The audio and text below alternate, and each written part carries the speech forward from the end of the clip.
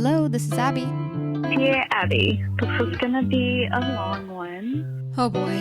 Dear Abby, how do you tell the difference between a new exciting crush and a rebound? Does it matter? Dear Abby. Dear Abby. Dear Abby. Welcome to our little corner of the internet. This is the Dear Abby podcast. I hope you stay and hang out with us. See you in a sec.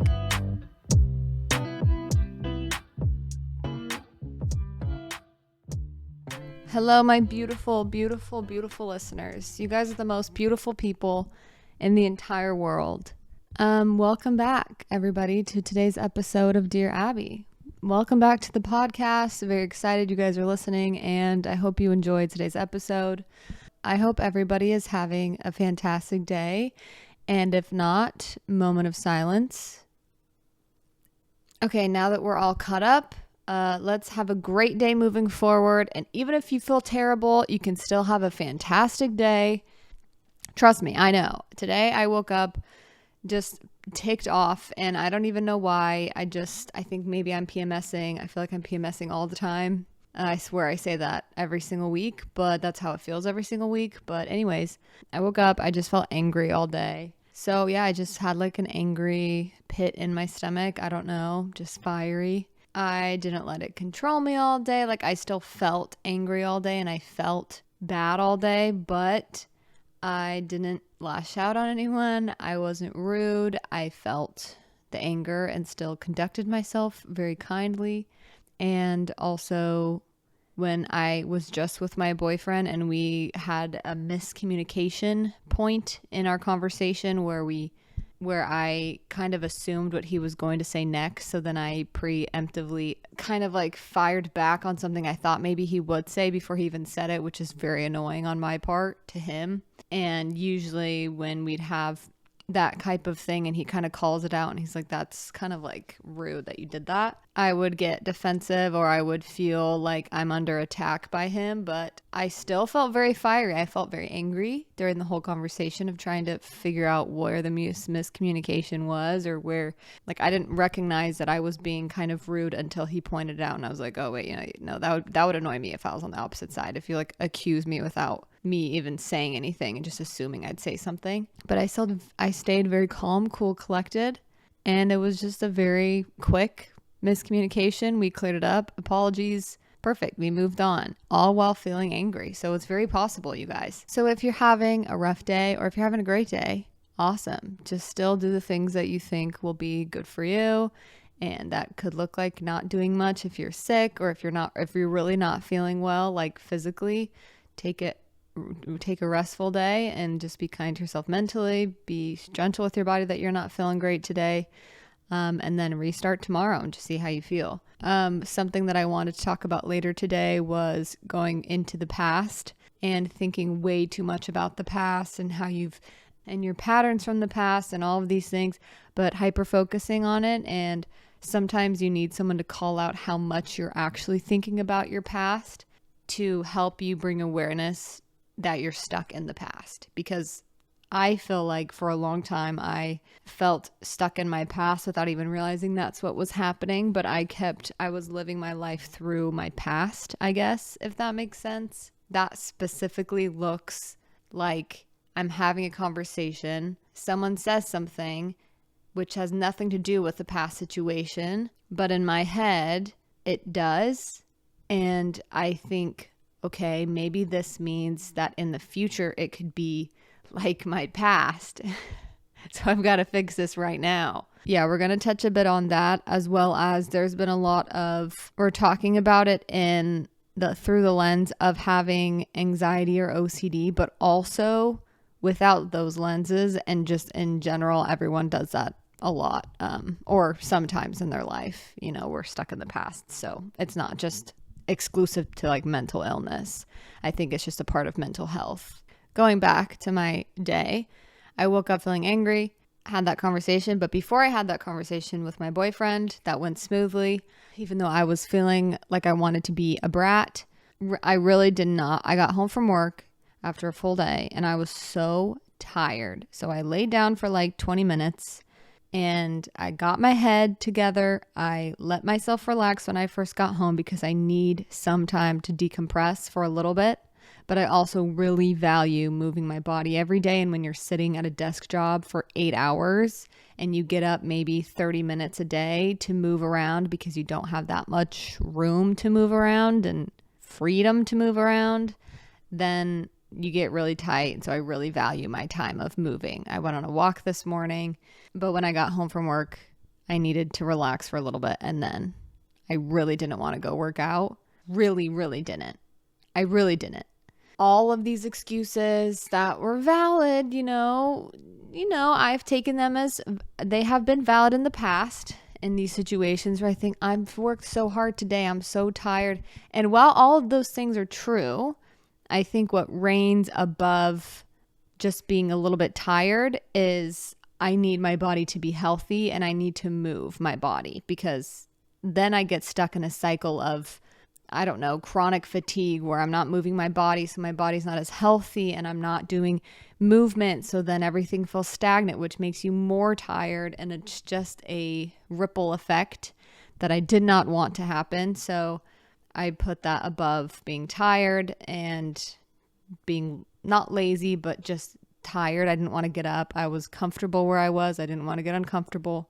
Didn't want to make the drive. I don't know. It'd be nice if I just cuddled up and watched TV the rest of the night, but I'm not doing that because if I've learned anything from the past couple of years, if anything, life has just taught me that life is better lived, I love TV, don't get me wrong, but it becomes definitely something that's a numbing effect that I don't think is helpful. And I realize that I do that to not face a lot of difficult feelings or questions or concerns or feelings or just boredom. So anyways, got up, went to work out, felt annoyed the whole time until the very, very end when I started to walk back to my car. I finally felt this weight was lifted from my chest, from my head mentally. It was a breath of fresh air. Sometimes when I give advice or when I talk about things on my podcast, I'm so scared that it comes off as like I do all of these things or I'm perfect at these things, or I'm always aware of all of these things that I'm doing wrong and I'm fixing them right away, or that I'm talking above. I don't know. I definitely don't feel that way. And I don't think anyone really thinks that, but I think I just want to make sure that nobody, I don't know. It's kind of annoying when people on social media or influencers or whatever talk to you like you're a baby. I'm not a baby. I follow you because I like A, B, and C. So I just don't ever want to become that because that drives me absolutely insane. I'm just speaking to the people who let their emotions, their negative emotions kind of dictate what they do for the day, when I think emotions are very important and we can feel them. I don't have to feel bad about myself because I feel angry, and I'm not going to shame myself for waking up and feeling angry. I don't know why I do sometimes. And I think being really kind to yourself by saying and letting yourself feel that anger without judging it, opening your door to that feeling and letting it come in for as long as it wants and not judging it or trying to figure it all out has been really helpful. And then I just continue with my day and I'm like, you can be with me all day if you need to be, come on in. And that takes away like the power that it has over you. I don't know how else to explain it. Same with anxiety. That's what I've done with anxiety. OCD, I'm learning to do that. I feel like I'm pretty good at it now, but it just feels a little bit trickier to me mentally to do that and emotionally because it's kind of all over the place. But with simple emotions, it's kind of just, that's kind of just what I've done the best. But the worst thing you can do is to make yourself feel bad for having that emotions or for feeling a certain way. That just further creates more frustration, more anger, all of that stuff. So we don't like that. We want to steer clear of that because it's okay that you feel angry randomly, and it's okay that you feel sad randomly and happy and excited and all of the things. A huge part of my journey with my mental health has been being okay with not with feeling whatever I feel in situations, and letting myself sit with those feelings without judging it or anything, but then also not taking those feelings as facts about the situation I'm in. For example, like earlier today when I was having a conversation with Keaton, he asked I don't remember what it was, but he asked a question and then I answered, but I kind of answered snappy because I thought he would come back with a rebuttal after my question or after my answer. I don't know why I thought he would do that. I just got immediately defensive for no reason. And I felt like I had to get defensive. So I got defensive, which hurt his feelings because he was like, it just felt bad to have you assume that I was going to say something like mean or something. While he was telling me that kind of hurt his feelings, I felt totally justified to keep being defensive because my whole, like, when I have those conversations and when I feel like someone is attacking me, they're actually not attacking me. And I really believe that when people tell you, I mean, you hear this all the time on like relationship stuff, or podcasts, whatever, everything I say is regurgitated. Remember, nothing that I say is like an original thing anymore at this point. I dissect a lot of podcasts and a lot of mental health, emotional health, yoga stuff, exercise stuff, relationship stuff. I am not the wise one, but I am a good student, I will say. Anyways, I felt totally justified to be defensive because that's how I felt. I felt like I was scared that maybe he's trying to control me, or what if he's gaslighting me? What if he's trying to control me? What if he set me up and now he's going to be mad at me? And I don't know, just all of these racing thoughts and feelings, all these racing thoughts, which come with a lot of feelings, sometimes feelings which come with thoughts. So in the moment, it felt very justified for me to continue to be defensive because I already felt angry. That was adding fuel to the fire. But I was able to be rational enough and to be able to take a step out of my emotions for a second and know and remember who I'm talking to. Remember, I don't have to look through a certain lens in this conversation. I can trust him and trust that I actually just did hurt his feelings and he's just trying to communicate because he loves me and he doesn't want me to continue to hurt his feelings because he wants to be with me forever. So it's like I was able to think about that and go from a place of that understanding versus what I felt physically. I don't know if that makes sense, but that for me is what not letting like your emotions control you. So it's not having no emotions. It's just like when you feel overwhelming emotions, you're not thinking clearly. That's just how it is. And I feel like I can say that because I know when I'm very emotional, I do not think clearly most of the time, especially with bipolar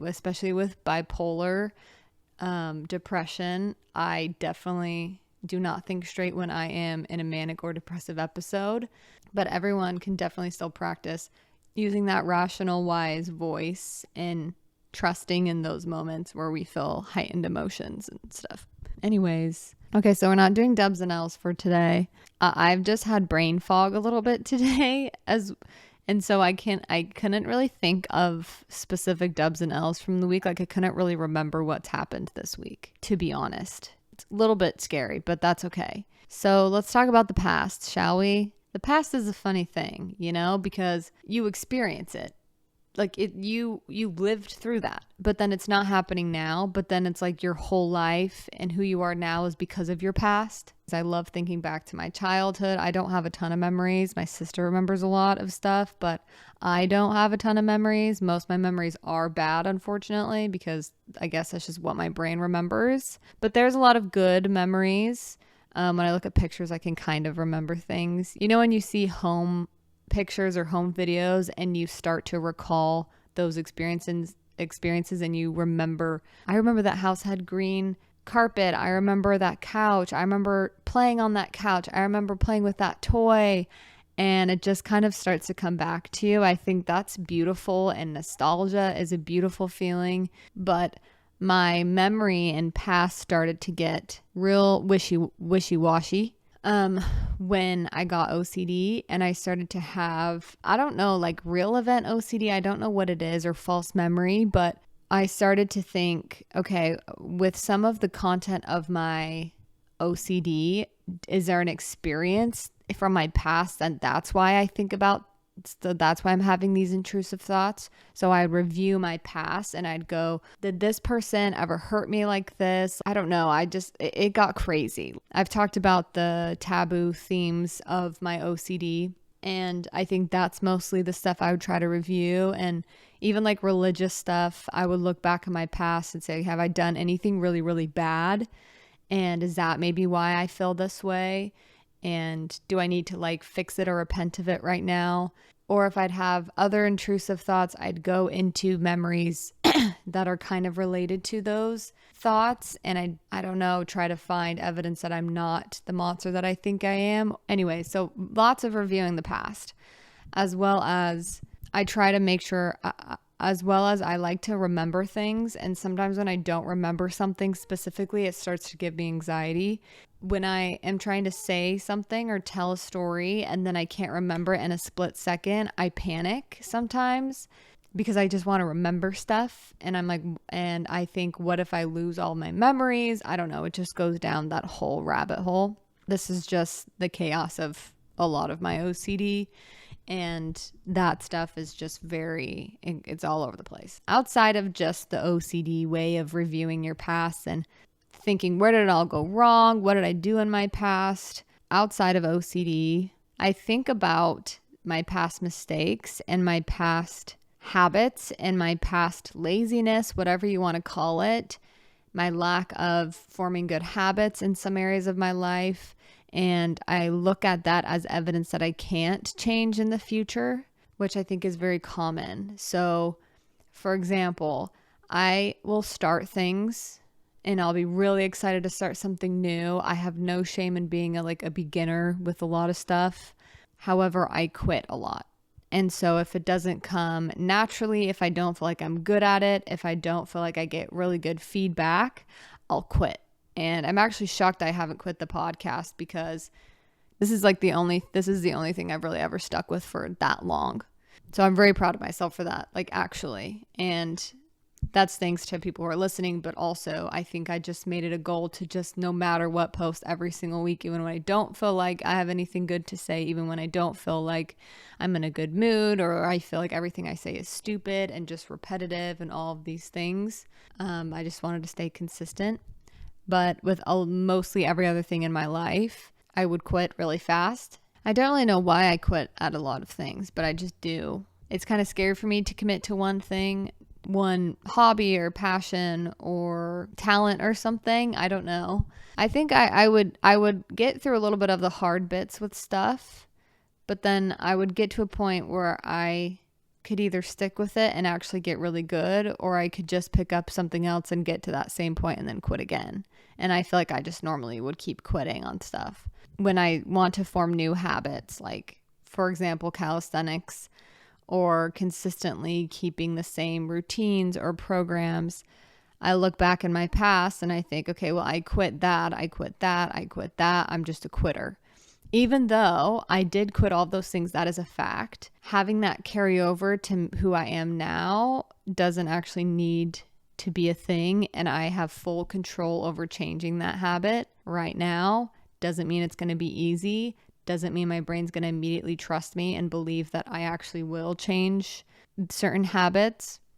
But I'm capable of moving my body, and I'm capable of doing the things that I think I should be doing and forming those habits. So that was definitely not helpful, and still is not. And I have to catch myself doing that all the time, because I do want to change a lot of my habits. And I don't think going back into my past and thinking about all the things I've done wrong is helpful, as well as sometimes we can go back in our past and think, oh, if only I knew this, or if only I understood this, or maybe we were just making poor choices, and we get really hard on ourselves because we think we've missed out on all this time knowing this or doing this. And that's also not helpful, because now you're kind of getting stuck in the past without living and just being grateful that you're at where you're at right now.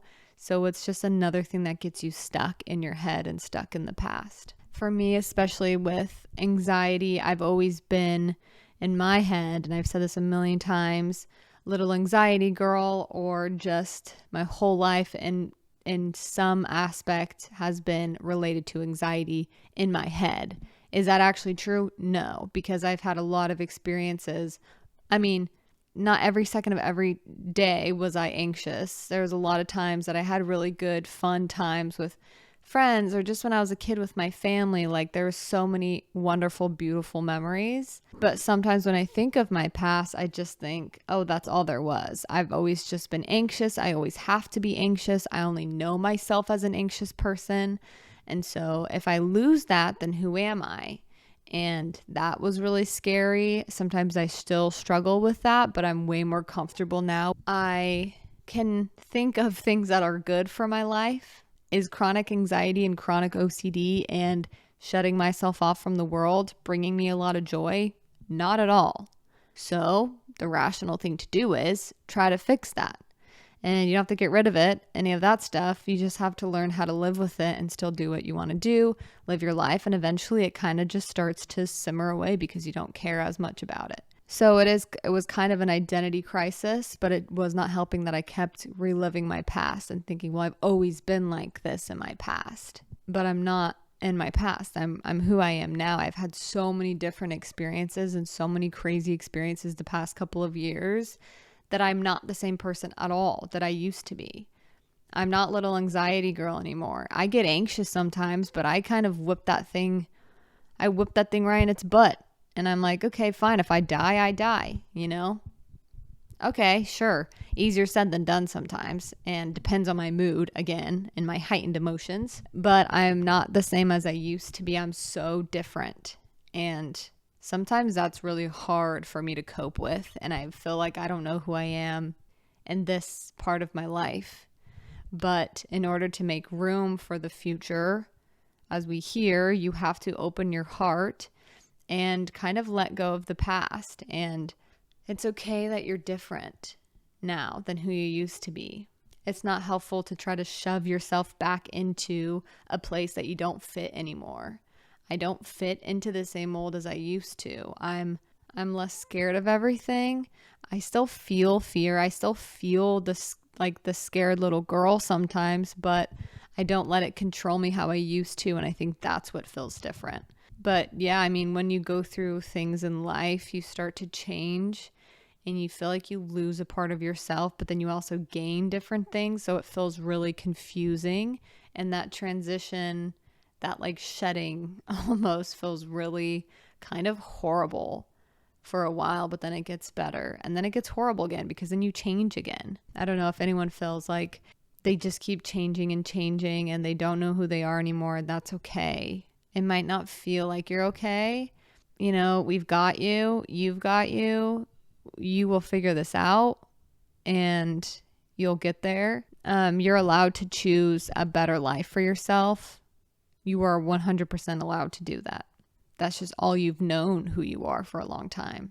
So now when you start to learn more things about yourself and discover yourself in different ways, it's like, wait, but I thought I was this way. And I don't know, I've just found it to be really freeing because I can be someone that I am going to be proud of, and I can kind of reevaluate what I really value and what I hold the most dear in this life and really just chase after that with everything inside of me. Then I am able to look back on myself and be really proud. Okay, hopefully all of that made sense. Again, every time I talk, I think, what the F are you saying? Do you even make any sense? Does anyone even understand what you're saying? I don't know. We'll see, I guess. So all in all, it's okay that you're different. Leave all the content of the past in the past. Take the lessons and move forward. But leave the content behind. Okay, so let's do a Dear Abby, and then we will wrap this baby up. I've got Apex to play. Okay, this is a text. Dear Abby, I recently found your pod through what we said, and I love how cozy it is. My question is about how to manage my expectations for my friends. For context, I have very few close friends, 3 to 4, and basically would do anything for them. We all live pretty far away from each other, but I'm always a shoulder to cry on. Once my friend talked for 2 straight days about the same guy and I said nothing about it. Wow, that's real commitment. 2 straight days. Okay. I support them, always plan fun gifts, things for their birthdays, organize FaceTime calls, and prioritize hangouts if I'm in their city, etc. But sometimes I feel like they don't recognize or return the effort. It's hard because they all have lots of other friends, but I don't, and it's hard to explain that they're my full concern when I might not be front of mind for them. Anyways, hope this made sense and could use any advice that you have. Okay, this is a good question. I like this. If you listen to me on what we said, I did talk about my lack of social skills in that area. Not really. I'm fine socially, but friends specifically is kind of a hard topic for me. And it's hard for me to kind of navigate female friendships. Okay, this is tricky. Everyone's different. So I think you do just have to ask yourself what you actually want out of friendships. And do you want someone that is going to throw you birthday parties and is going to call you up randomly and tell you they miss you and how are you doing and all of that stuff? Because that's not crazy. That's not a crazy expectation to have for a close friend. I do feel I have wonderful friends and family in my life that do that stuff. But at the same time, sometimes other girls and your friends might not know how important you are how important they are to you and what your expectation is. And also they might just not care about friends as much. Some people just don't care about having friends, and that's okay. I think when you meet people that do want friends and they want to nourish those friendships, you'll tell and you can feel a difference. Some people want levels of friendships that are just, hey, we'll talk like once every 2 months, or maybe I'll just send you reels on Instagram. We don't ever really talk. We're vibing though. We're cool. And then we'll see each other when we come into town or whatever the case is. But then there's some friendships that it sounds like you want someone who's going to put that effort with you in that specific way and also receive it with gratitude, knowing that you put effort into that. Because again, fair enough. That's that's good that you want that type of a deep friendship. And I think that's something you can get.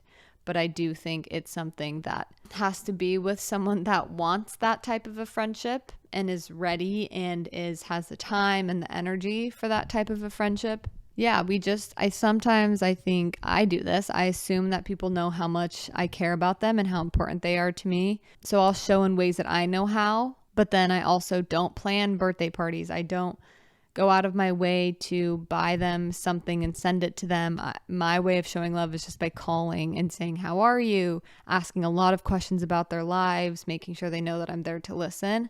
But I might not say all the time, I really care about you. I might not send them gifts. I might not do that kind of stuff. So if you want that type of a friendship, asking for it isn't necessarily going to help. But I do think that maybe being patient with your friends, or also being patient for a friend that's going to match your energy, is unfortunately maybe one of the answers. Secondly, maybe look for ways, unless there's literally no ways that your friends are showing their love for you, but look for ways that maybe your friends who are different than you show their love in different ways. Yeah, that's all I can think, because it's tricky, because you don't want to be desperado about it. You don't want to say, hey, you should plan more birthday parties for me and stuff, because that feels a little bit weird. It's just one of those things you got to be patient for and wait for that person or that group, or maybe just the friends that you have now accept how they love you and how they show their appreciation and their love for you. If that exists, I don't know. But I understand both ends. I understand on the end of, if that's not a priority for you, like in your friends' lives, if that's not a huge focus and priority, if they're just not in a place where they can plant those seeds and water those seeds of friendships, I understand that side. I've been on that side before, but I also understand the side of when you really want friendships and you're ready and you're putting in a lot of effort, but you're not seeing anything in return and it feels like no one cares.